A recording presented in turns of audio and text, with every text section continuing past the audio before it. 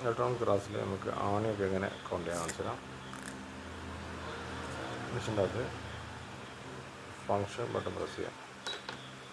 അങ്ങനെ കൗണ്ട് വരും. കൗണ്ട് വന്നു കഴിഞ്ഞാൽ നമുക്കിതൊരു സാമ്പിൾ കൊടുക്കണം. 4 5 പീസ് സാമ്പിൾ കൊടുക്കുക. ഇവിടെ 5 ടൈപ്പ് ചെയ്യുക. വീണ്ടും ഒന്നുകൂടി ഫങ്ഷൻ പ്രസ് ചെയ്യാം. ഓക്കെ, 5 പീസ് സാമ്പിൾ കൊടുത്തു കഴിഞ്ഞാൽ പിന്നെ നമുക്ക് എണ്ണാം. ഓക്കെ, അത് 22 പീസ് ഉണ്ടെന്നാണ് കാണിക്കുന്നത്. നമുക്ക് ചെക്ക് ചെയ്ത് നോക്കാം. 1 2 3 4 5 6